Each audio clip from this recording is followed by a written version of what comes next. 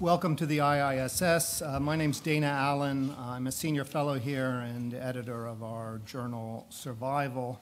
I'm handed a list of chairman's notes to tell you about future events, including on 12 March, armed groups and the challenges for security in Colombia. Also 12 March in the evening at 6 o'clock, post-2014 transition in Afghanistan. And on 18 March at 12:30 here, a panel discussion on continuing the Trident debate. So please put those in your calendar. But before then, we are very pleased to welcome someone who has graced this podium many times in the past. Dr. Gary Samore first started speaking to you as Director of Studies and Senior Fellow for Non-Proliferation here at the IISS from 2001 to 2005. He's currently Executive Director for Research at the Belfer Center at the Kennedy School at Harvard University, where he's been, I think, for about 6 or 8 months. And before that, he was 4 years in the Obama White House as Coordinator for Arms Control and Weapons of Mass Destruction, Terrorism, which I think was his congressionally mandated title, but as I recall, the president called him his nukes guy. Before that, he was at the Council on Foreign Relations as Vice President for Studies, the MacArthur Foundation. He had an earlier stint at the White House in the Clinton administration working on non-proliferation issues and export controls and a whole long list of other things since he got his PhD at Harvard in 1984, I think. He's here to talk to us about problems and prospects of negotiating with Iran. And Gary, the floor is yours. Thank you very much, Dana. It's great to be back here in London at IISS and see old friends and see some changes that are going on in London. I like this new panel that John has put up there. It's very nice. So as Dana said, what I'd like to do is talk about the status of the nuclear negotiations with Iran and prospects for outcomes. The first thing to say is that the November 2013 Joint Plan of Action seems to be going forward without any major glitches based on the agreement that was reached in January of this year to implement the Joint Plan of Action. In particular, according to the latest IAEA report, the Iranians have already taken most of the important nuclear steps to freeze key aspects of their program, such as suspending production of 20% enriched uranium and halting installation of centrifuges and major work at the Iraq heavy water research reactor. And there are also some additional measures that are to be completed by mid-May, such as access to additional facilities, including the uranium mine and the concentration camp. So the nuclear part of the Joint Plan of Action seems to be going forward fairly smoothly. So far, no concerns have been raised about compliance or cheating. On the sanctions side, the U.S. and the EU have gone ahead and relaxed the various trade sanctions against petrochemicals and automotive parts and precious metals, as they promised to do. The Americans have made it possible for Iran to recover some of the funds that have been frozen in foreign bank accounts. And despite fears from some of the critics, this easing of sanctions has not led to a major collapse or even erosion of the overall sanctions regime, mainly because the governments in the US and in Europe have been warning their companies not to sign contracts or take actions prematurely that would expose them to sanctions. And the companies, there have been plenty of business trips to Tehran, but no contracts signed. One thing to keep an eye on is the level of Iranian oil exports. It's slightly expanded to about 1.3 million barrels a day, according to the latest figures in February. That's a little bit more than what the administration advertised when the agreement was originally signed, they said it would be around 1 million. Now it's up to 1.3, but that's still below or at the level of the caps that were agreed to in November between the U.S. and the main oil customers, China, India, Japan, and Korea. But it's worth keeping an eye on those oil export levels, because if they continue to creep up, then that will obviously indicate that there's been an erosion in the sanctions regime and therefore less pressure on Iran to make any compromises in the nuclear negotiations. In terms of those nuclear negotiations for a comprehensive agreement, there's already been one meeting of the political directors in mid-February in Vienna. They agreed to a so-called framework for the negotiations, which basically means a schedule of meetings. There was a meeting of the experts last week in Vienna. Next meeting of the political directors will take place in mid-March. And my understanding is there's a plan or expectation that the political directors will continue to meet monthly at the political director level, in Vienna for the next 6 months during the course of the initial period for negotiations of a comprehensive agreement. And as you all know, Cathy Ashton made her first trip to Tehran over the weekend, so she's there now trying to prod the talks forward. In terms of substance, as expected, the two sides remain very far apart on the essential terms for a comprehensive agreement. In part, I think that reflects tactics of negotiations, because both sides naturally are opening with their maximum demands, but I also think it really reflects fundamental difference in national interest and constraints the two sides operate under in terms of their domestic politics. The P5+1 have demanded that Iran very significantly scale back the size of its enrichment program in terms of the number and type of centrifuges and stockpile of low-enriched uranium, and that they close down or convert the Fordow enrichment plant, as well as the Iraq Heavy Water Research Reactor, and cooperate with the IAEA to resolve concerns about past nuclear activities, and to accept additional verification measures. And so far, of course, Iran has rejected any dismantlement of its current program and any long-term constraints on the size of its enrichment activities. Nonetheless, there have already been some hints of possible compromises that might emerge. For example, Iran has indicated that it's willing to consider some modifications of the Iraq Heavy Water Research Reactor so that it wouldn't produce as much plutonium. And that's something that I'm sure will end up being a subject for the nuclear engineers on both sides to discuss at length in the forthcoming negotiations. I also understand Iran has indicated that it's willing to consider some short-term constraints on the size of its enrichment program. For example, freezing at its current level of 9,000 operating IR-1 centrifuge machines for a couple of years before expanding to a full-scale industrial program with more advanced machines. I don't think that's close to what the U.S. requires as a condition for an agreement, both because of U.S. interest in keeping Iran well below the nuclear threshold, but also in order to sell the deal to Congress and to U.S. allies. I think Washington is going to require an agreement that significantly delays Iran's ability to produce fissile material for nuclear weapons, and also increases our ability to detect any breakout or efforts to build covert facilities.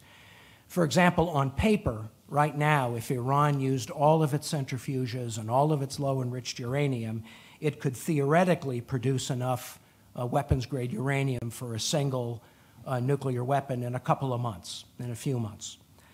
I think the U.S. is going to need to have an agreement that will push back or delay or prolong that breakout period to at least a year or more.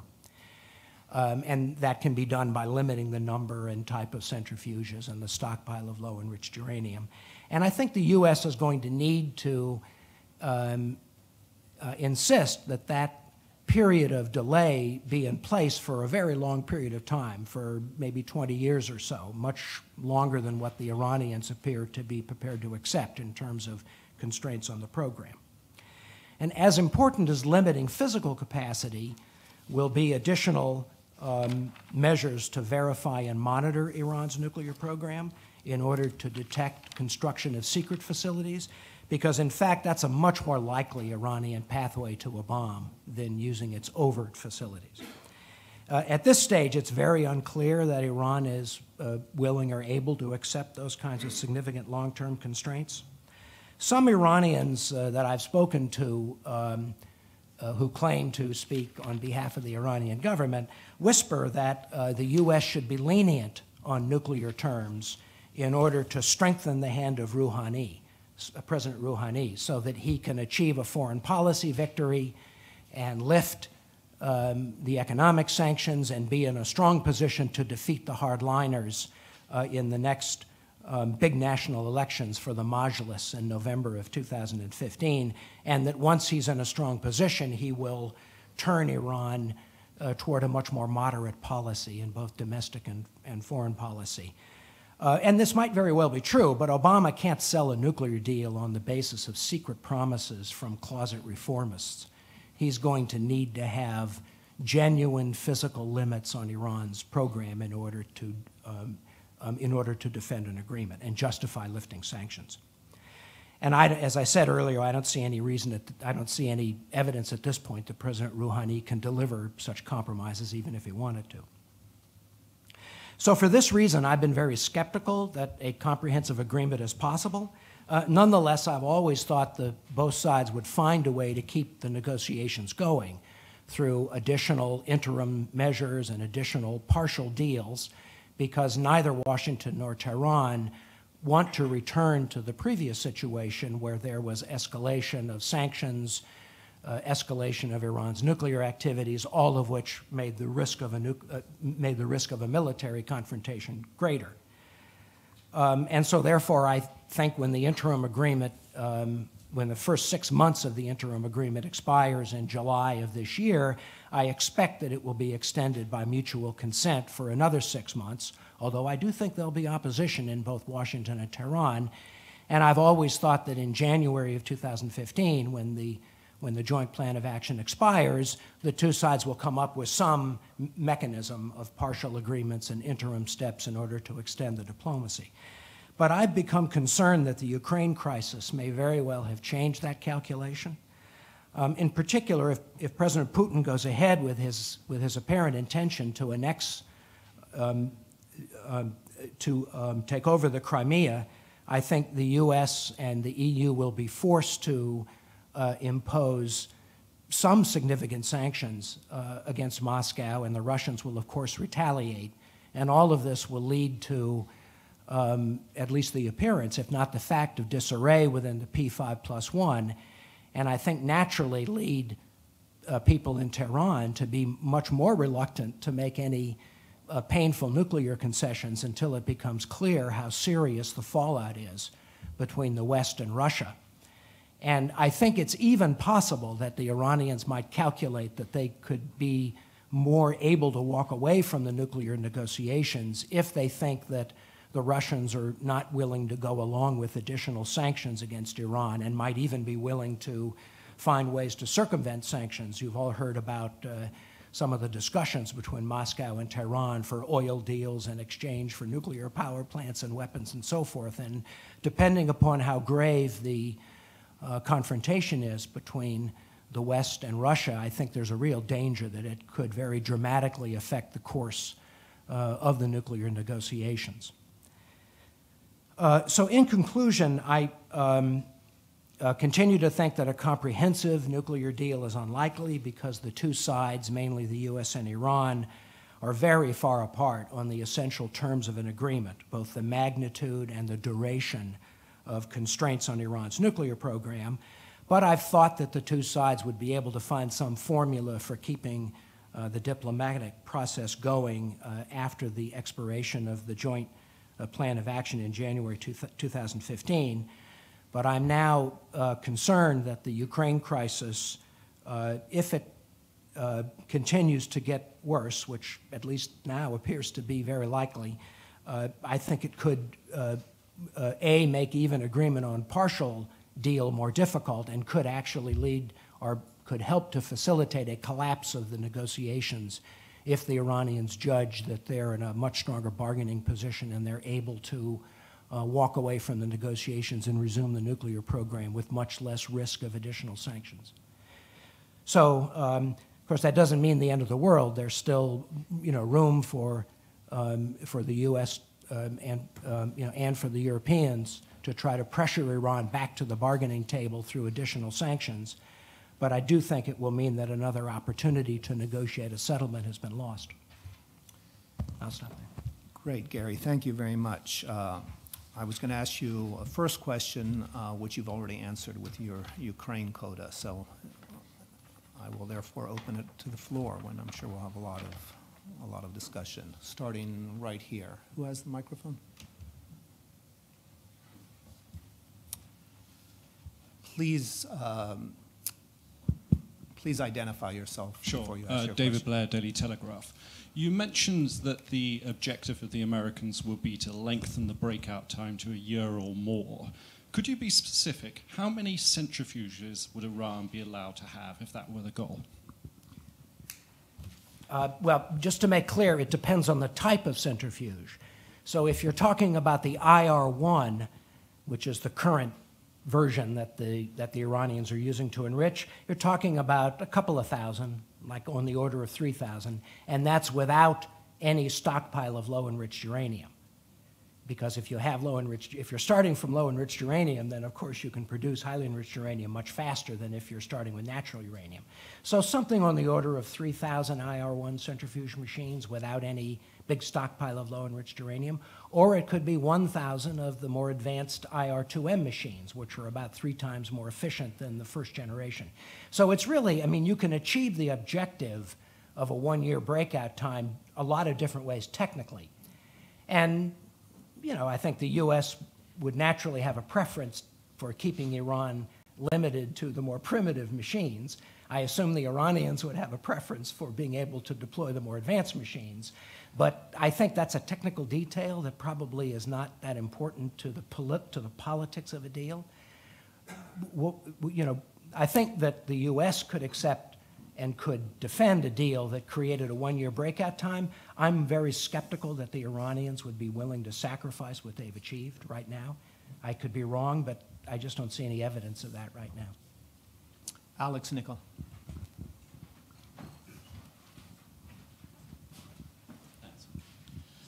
Gary, after the interim agreement was reached, we saw quite a few American senators wanting to impose even tougher sanctions on Iran than existed at the time. I just wondered what your judgment now is of the political situation in Washington regarding that.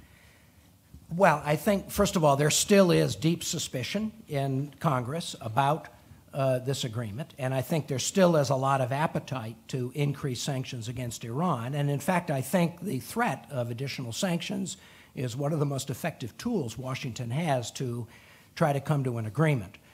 For the time being, Washington was successful in beating back efforts to pass new sanctions legislation, mainly because the Senate Majority Leader, Jack Reed, was prepared to cooperate with the White House. And the way the Senate works, the Majority Leader can basically block anything from happening.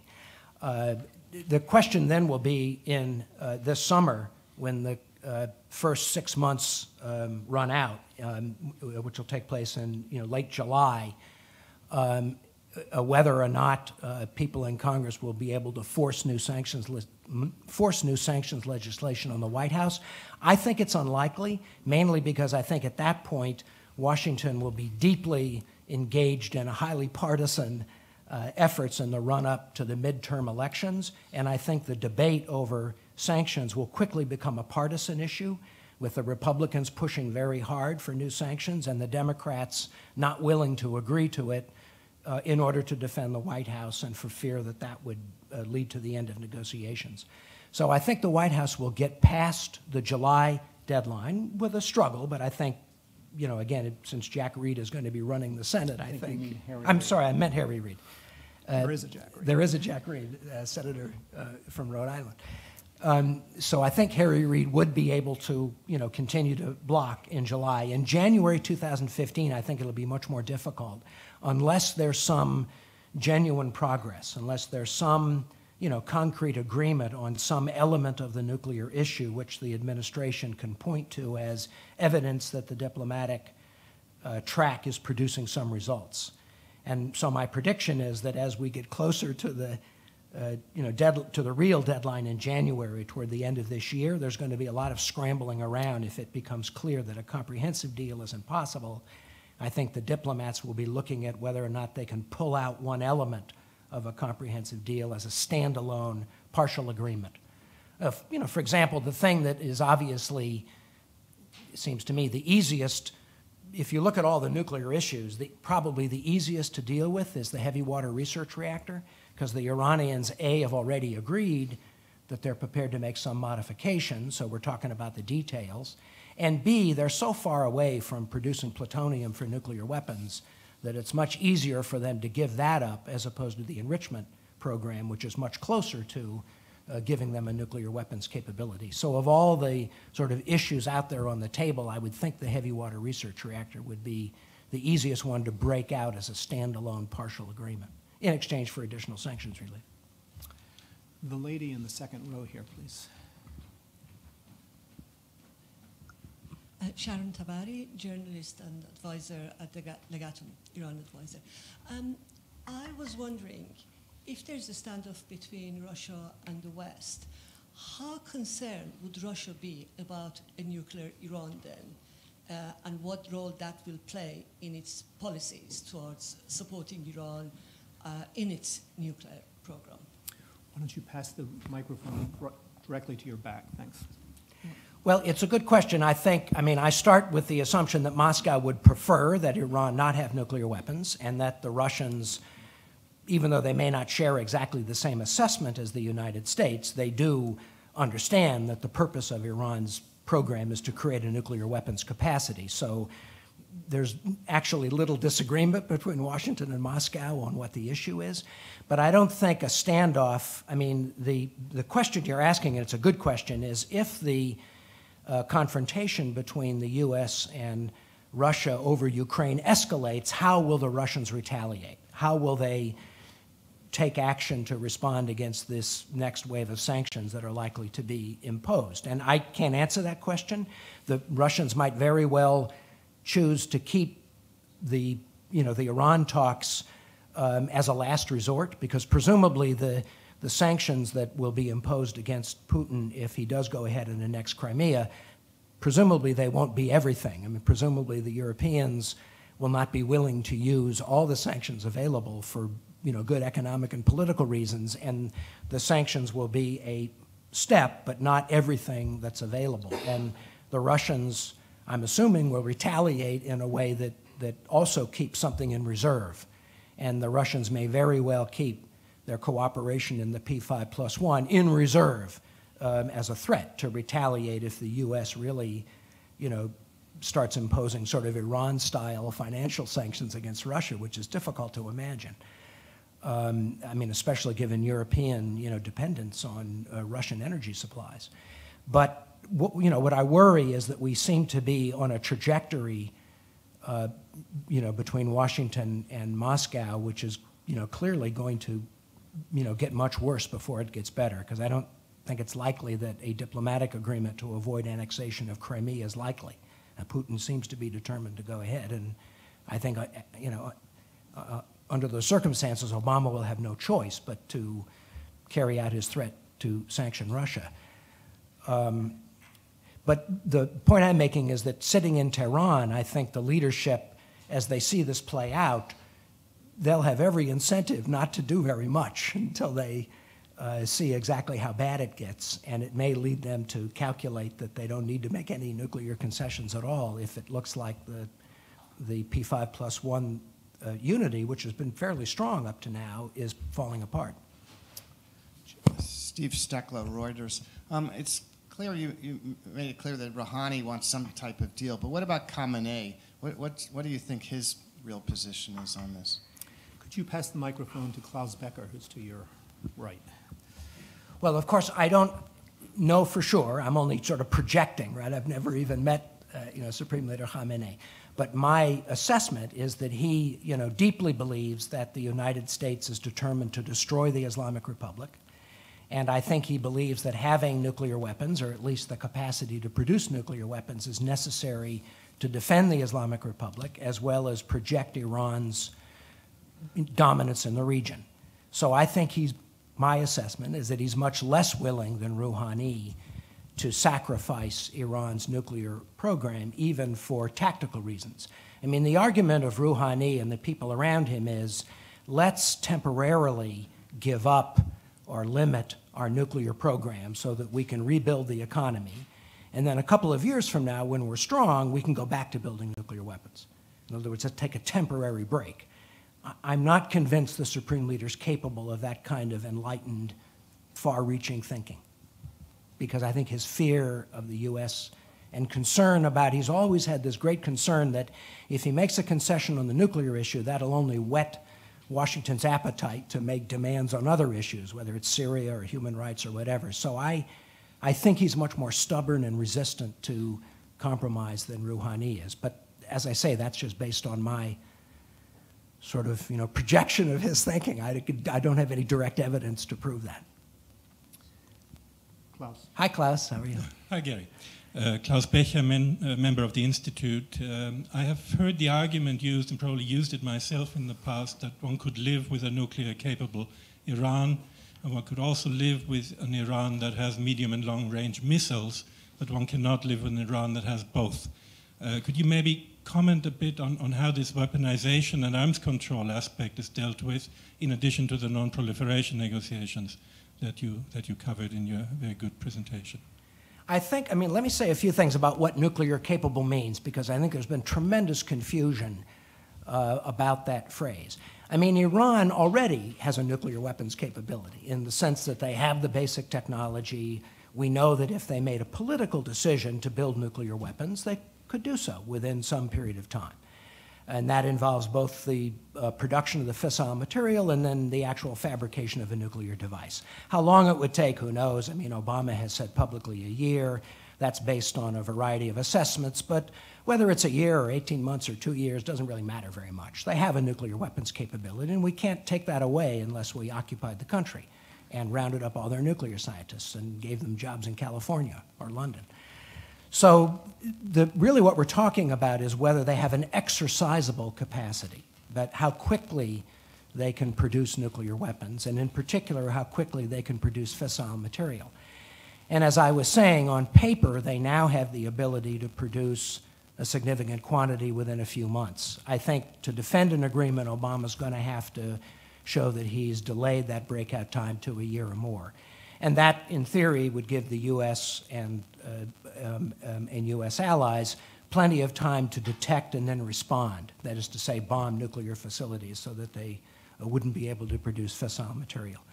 I think that's the bottom line for what Obama needs to be able to achieve. I don't think the U.S., for both national security reasons, but also for domestic politics and politics with allies, I don't think the U.S. can accept an agreement that concedes Iran as what I would call a threshold state, having a near-term capacity to quickly produce nuclear weapons. I just don't think that's acceptable. The sort of ballistic missile question is very separate, even though ballistic missiles are mentioned in the UN Security Council resolutions. I don't see these negotiations having much chance of significantly constraining Iran's ballistic missile program. And I think the fact is, if we reached an acceptable solution to the nuclear threat in terms of limiting Iran's capacity to produce nuclear weapons, the ballistic missiles really wouldn't matter very much. The kind of threat they would pose is very tactical and local, and something that can be dealt with through missile defense and other conventional means. Gentleman in the second who just raised his hand, if you saw that, Charlotte. My name is Bijan Farhoudi. I'm a freelance journalist, Dr. Samore. A couple of questions. One is about the Mr. Zarif's statement yesterday in Tehran. He said that it's in Iran's interest to remove ambiguities and reach agreement within 4 to 5 months. So he almost, expressed a very positive attitude on that. Secondly, about the question of Israelis, as you know, there have been reports that U.S. has asked Israel not to assassinate Iranian scientists.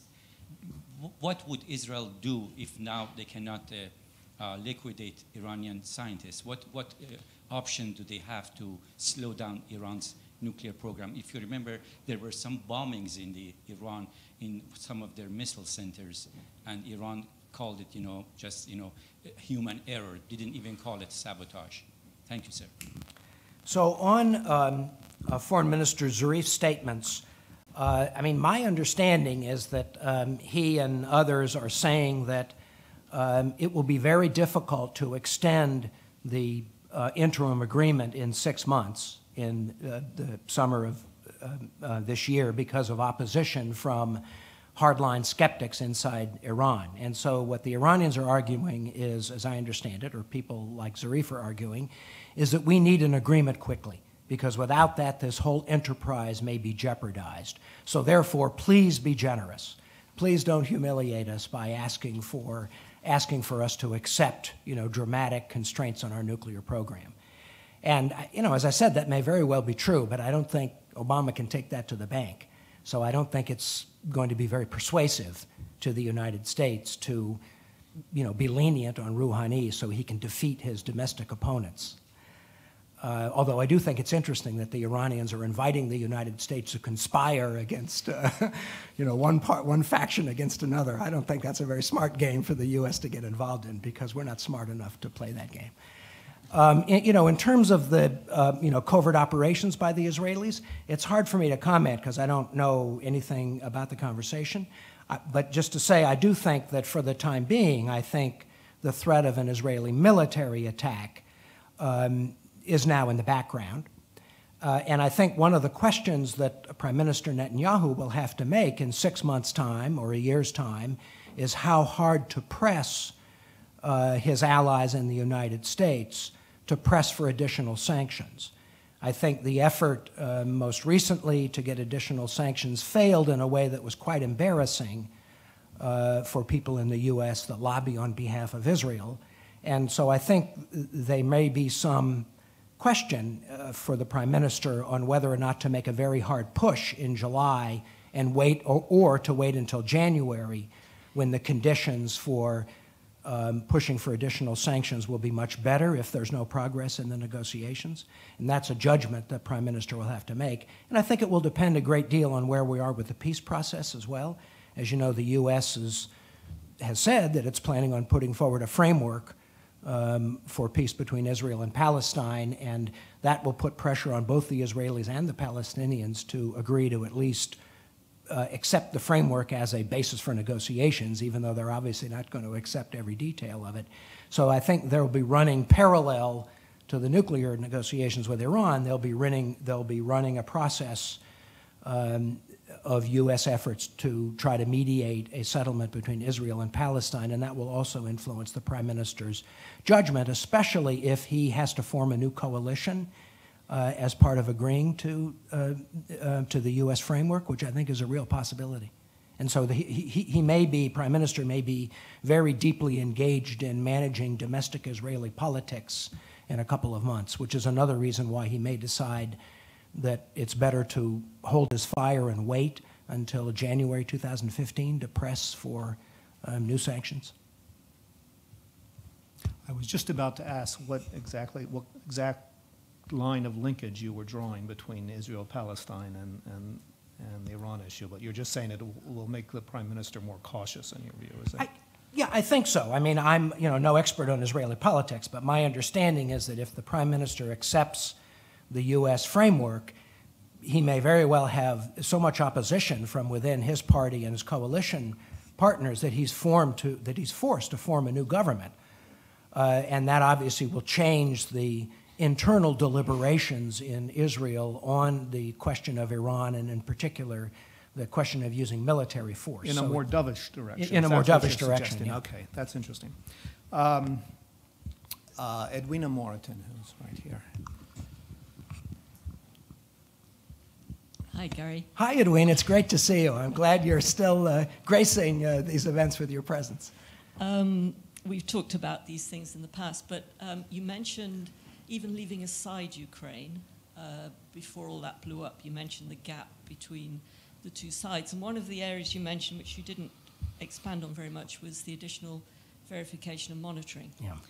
And I wonder if there's anything in what you've seen of the discussion so far that leads you to believe that eventually Iran's past nuclear activities will be properly looked at or declared. And if they're not, is there any point in additional verification and monitoring if you don't know the baseline you're starting from?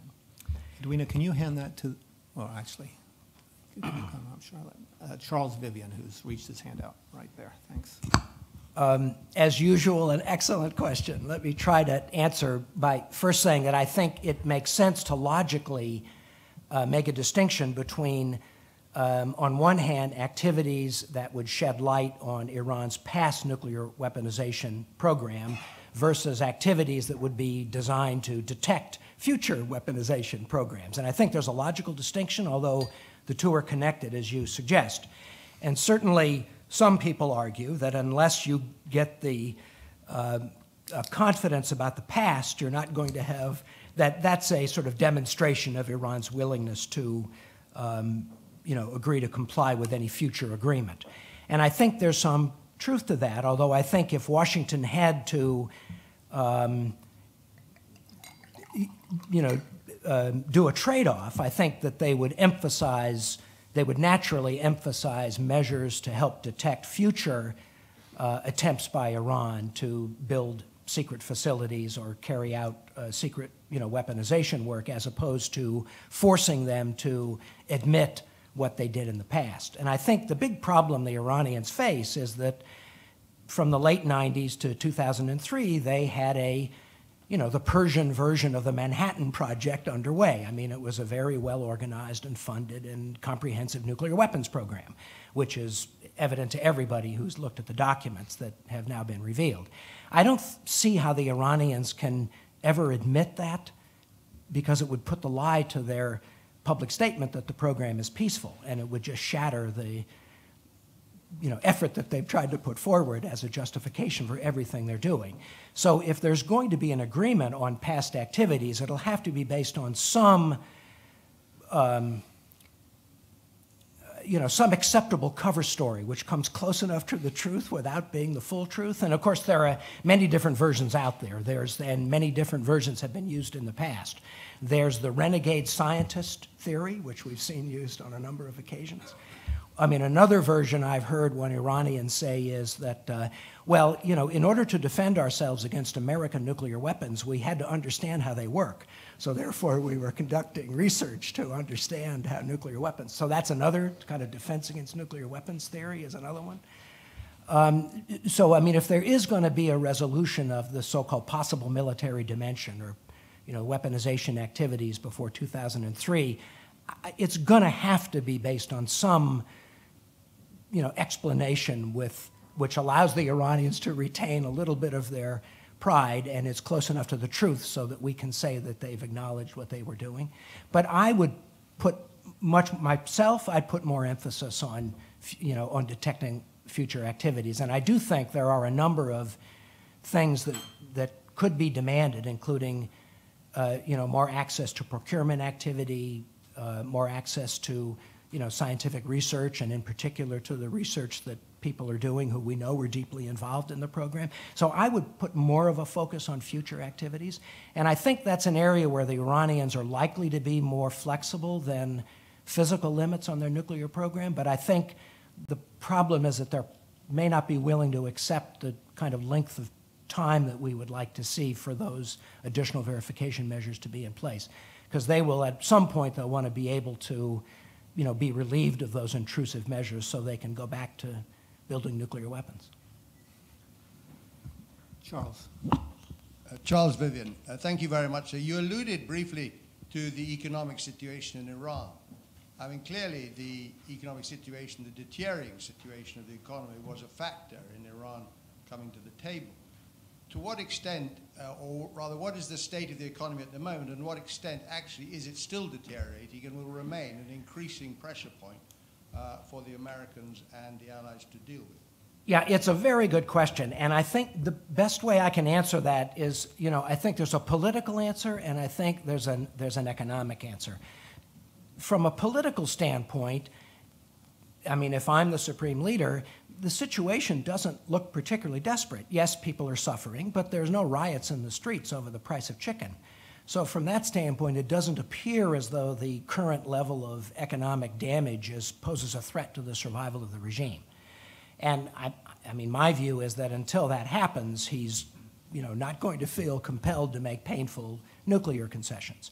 Then I think there's an economic answer, which is that the economy is still, clearly underperforming tremendously, even with the limited sanctions relief and even the sort of secondary effects in terms of the value of the rial and the stock market and so forth. I mean, the Iranian economy could be so much stronger if these sanctions were not in place. They could sell more oil. They could actually get payment in hard currency for the oil they sell. They could get access to Western technology, which is essential for them to modernize their oil and gas fields. So, I mean, I think there's a very strong argument, which I'm sure the moderates are making in Iran, that to truly maximize Iran's national power, they should be willing to make a temporary sacrifice or limit on their nuclear activities in order to gain all those economic benefits. And I think it's true that the Iranian economy could do much, much better if they were willing to make a nuclear deal. As I said, I'm not sure the supreme leader is prepared to accept that argument. Right here in the front, two gentlemen. Start. Hi, George Lambrakis, former American diplomat. Two things, really. Going back to the issue of U.S.-Russian relations and how that might impact, assuming that the Russians are not prepared to make Iran a nuclear weapon state. Right. They are exporters primarily of oil and gas. What kind of help can they give Iran that will be not hurting themselves? Right. Therefore, there's a real question as to how much this will affect anything. Yeah. And a second, perhaps, issue. Right now, the president is making a very big pitch on Israel-Palestine issues. I've been arguing about negotiating with Iran for many years, and my feeling has been that if the big guys start talking to each other, it will go through much faster than if you do it the way we normally do negotiating, which can take 2, 3, 4 years. And you're suggesting that doing this is probably the preferred solution, at least from Iran's point of view, maybe from Khamenei's point of view. Can you comment on the alternative if Obama suddenly moving away from Israel-Palestine, particularly if he had some success, came back and said, no, I want to solve this Iranian issue. Let's get it done. Thanks. Well, thank you, George. On the Russian question, on paper, the Russians could do tremendous damage. For example, they could reverse their earlier decision not to sell advanced anti-aircraft weapons to Iran. And again, that would lead the Iranians to conclude that they were in a very strong bargaining position and therefore under much less pressure to make nuclear concessions. The other, if the Russians really wanted to be nasty, they've apparently been talking to the Iranians about this oil deal where they would purchase oil and gas from Iran and then market it themselves. Therefore circumventing the constraints on Iran's ability to export oil in exchange for additional nuclear power sales and weapon sales from Russia to Iran. I'm not suggesting that Putin's prepared to do that at this point, but I'm just saying on paper, if this confrontation over Ukraine gets really bad, in theory, the Russians could really upset the apple cart an economic blow themselves to their own sake. Well, they'd get the benefit of, presumably they'd take a cut of selling the oil. There would be some surcharge of some kind for the Russians marketing Iranian oil. But I do agree with you, there is at some point an economic question for the Russians since they're competitors with Iran in oil exports. And since the oil market is actually very, very loose these days. I think one of the reasons why, just to be positive for a second, the reason why the P5+1 are in a fairly strong bargaining position is that if we really had to, I think we probably could reduce Iran's oil exports further because there's lots of extra supply around, more likely to come on the market. Libya, the Saudis remain willing to overproduce to hurt Iran. I mean, even Iraq is capable of much larger production, and and demand is still weak. And hopefully, even the U.S. will soon be in the market of exporting oil if we change our law. On the question of, I think Obama puts a very high premium on resolving the Iran issue, or at least avoiding war against Iran, as he's made clear in other cases in the Middle East. He has very strong interest in avoiding, U.S. entanglement in another conflict. I think he sees his efforts with Iran and his efforts with Palestine as being, as being self-enforcing, rather than, in some way, diverting energy. On the, specifics of the Iranian negotiations, I think, most diplomats I talked to believe that we wouldn't have gotten the interim agreement if it wasn't for the secret U.S.-Iranian talks that took place in Oman.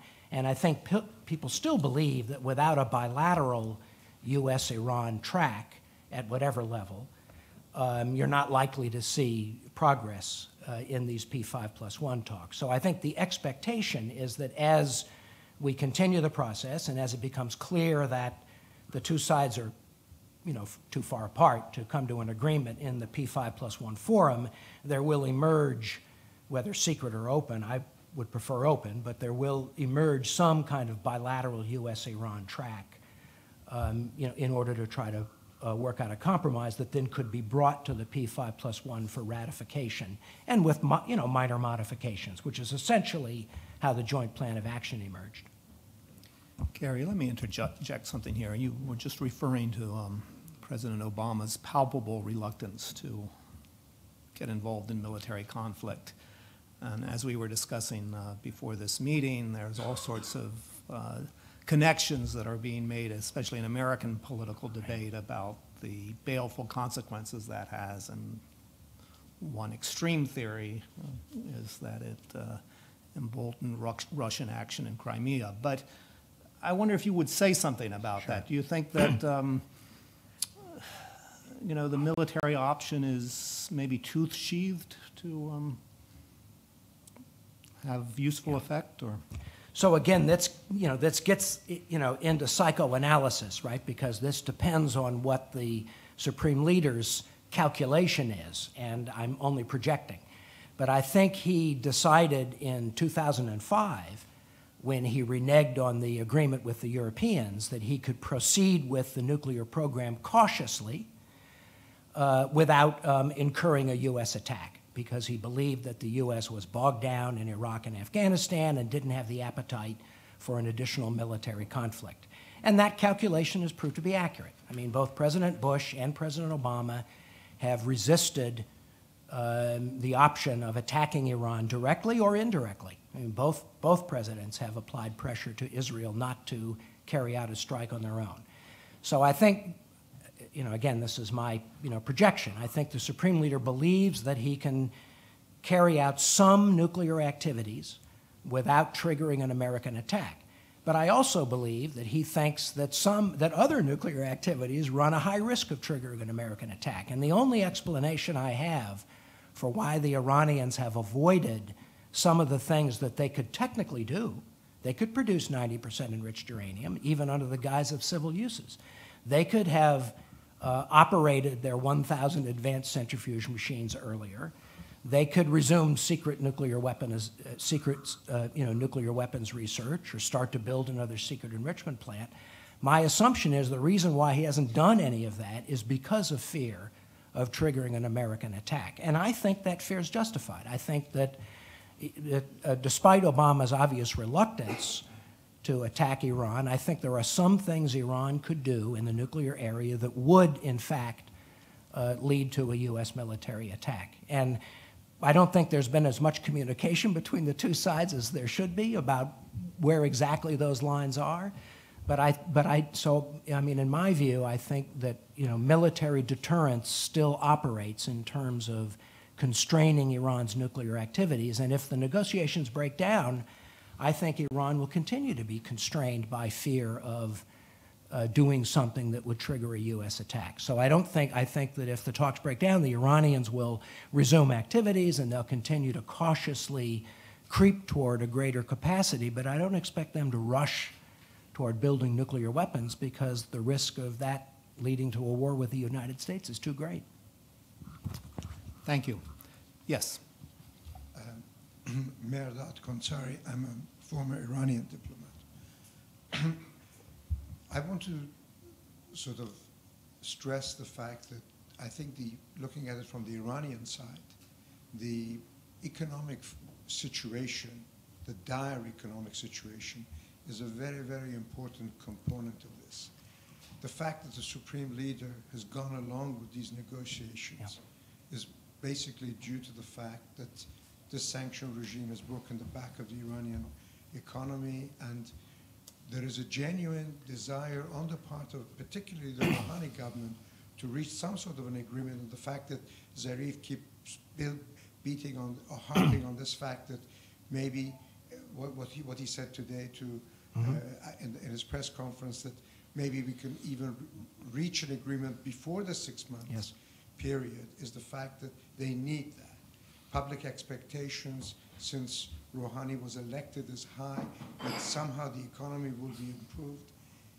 Nothing can be improved realistically until there is some sort of a settlement.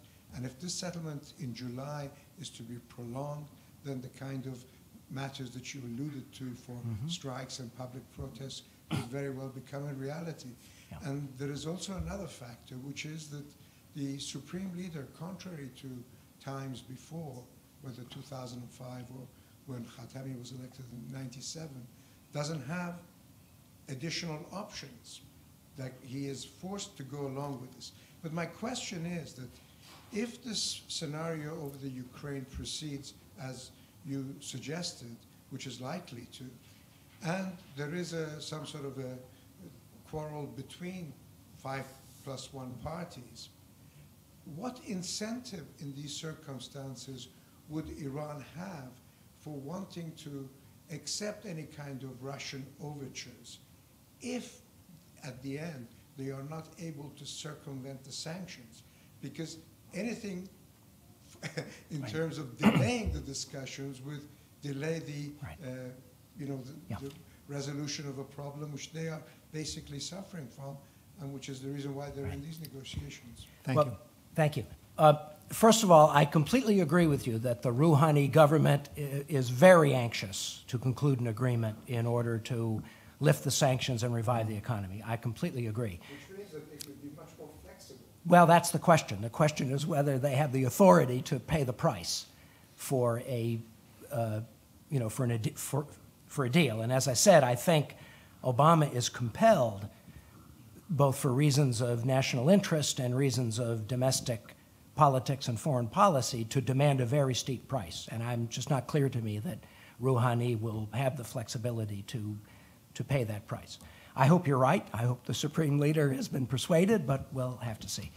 On the question you asked, which is a very good one, it seems to me, if the Iranians recognize that better relations between them and Russia and a quarrel between Russia and the United States doesn't really solve their sanctions problem, then I agree. It may not interfere so much with the course of the P5+1 talks. My concern, and it's just a concern, is that the Iranians may miscalculate that the quarrel within the P5+1 will put them in a much stronger position to exploit a better friendship with Russia to circumvent the sanctions or to dilute the effect of the sanctions, and therefore give them A, more resistance to making nuclear concessions, but B, more confidence that if the nuclear talks fail, they can go back to what they were doing with relatively little economic damage. So again, this goes back to a psychological question, right? How do the Iranians calculate the balance of power given this new factor?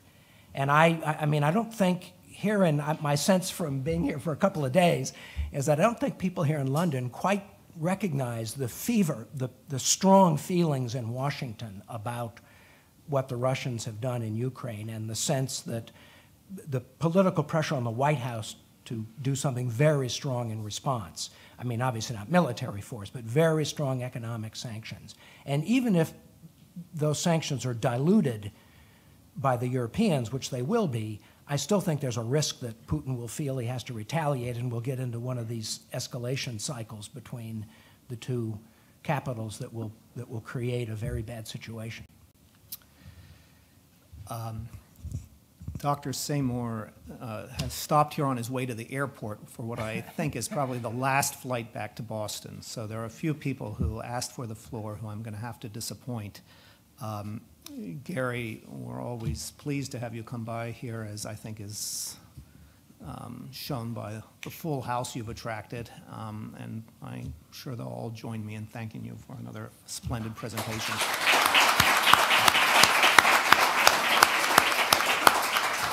Thanks, everybody.